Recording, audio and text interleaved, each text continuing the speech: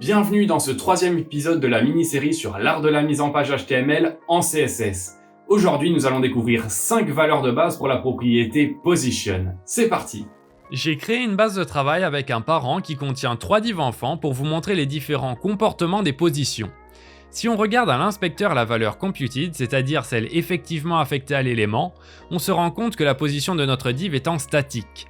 Par défaut, les éléments sont en position statique, ils sont positionnés dans le flux et les propriétés top, right, bottom, left et z-index ne s'appliquent pas. Il existe alors la valeur relative qui va fonctionner comme statique, à la différence qu'on va pouvoir définir les propriétés top, right, bottom, left et z-index sans que ça impacte pour autant la position des autres éléments. Essayons par exemple de mettre top à 20 pixels pour pousser le deuxième enfant de 20 pixels depuis son bord haut. Ça ne fait rien. Si on lui rajoute position relative, on va avoir notre élément qui est bien poussé du haut de 20 pixels et qui se met au-dessus du troisième sans le déplacer. Si on rajoute left 20 pixels, on voit que notre élément se décale de 20 pixels vers la droite et que sa taille ne change pas parce que ce que relative fait, c'est de positionner l'élément dans le flux normal puis de le décaler par rapport à lui-même. Ce n'est pas courant d'utiliser position relative avec les positions top, left, right, bottom, car on se retrouve rarement face à une problématique qu'il nécessite. Par contre, l'utilisation de position relative est fréquemment utilisée avec des sous-éléments en position absolute. Absolute. Regardez ce qu'il se passe quand on met notre deuxième enfant en position absolute. Tout d'abord, l'élément est retiré du flux normal et aucun espace n'est créé pour l'élément sur la page. Du coup, les enfants 1 et 3 se positionnent comme si l'enfant 2 n'existait pas. C'est très utile quand vous avez besoin de positionner un élément dans une position spécifique sans que les autres éléments soient affectés. Comme la croix de fermeture d'un pop-up par exemple. Mettons les propriétés top et left à 0 pixels, le bloc est positionné par rapport à son ancêtre le plus proche qui est positionné s'il y en a un, ou par rapport au bloc englobant initial sinon. Dans ce cas, le parent n'est pas positionné, du coup l'élément colle le bord haut gauche de la fenêtre. Si on rajoute position relative sur le parent, comme notre élément est à l'intérieur du parent qui est positionné, son référentiel pour appliquer top et left devient le parent et notre élément se colle au bord du parent et non pas du document.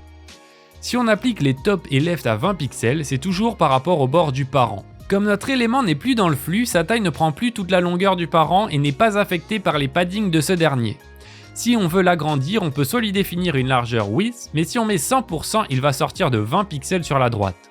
On peut alors utiliser right 20 pixels et notre élément va s'agrandir pour aller à 20 pixels du bord droit de notre parent. Nous pouvons maintenant passer à un autre type de position, fixed. Le comportement est très similaire à la position absolute, mais le positionnement se fait par rapport à la fenêtre d'affichage, le viewport, même s'il a des parents positionnés. Si on change notre child2 en fixed en lui mettant top 0 pixel, left 0 pixel et right 0 pixel, on obtient une barre collée en haut de l'écran. Une chose bien utile de la position fixed, c'est que notre élément reste dans la même position même quand on scrolle notre page.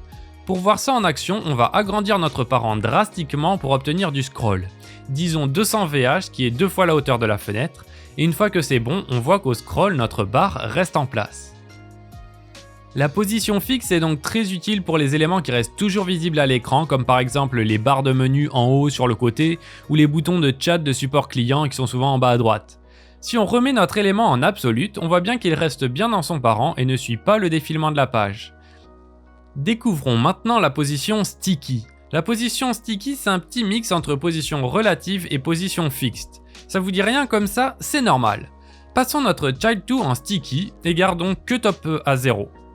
On voit que notre élément se remet à sa place, mais la particularité, c'est qu'une fois que le scroll atteint l'élément, il va se coller à la position top qu'on a définie. J'espère que la propriété Position n'a plus de secret pour vous. Si vous avez des questions, comme toujours, n'hésitez pas à me les poser dans l'espace de commentaires. Je vous mets un lien vers le code PEN pour vous entraîner dans la description. N'oubliez pas de vous abonner pour être au courant de la sortie des nouvelles vidéos qui seront flex et grid. Merci beaucoup et à bientôt. Ciao!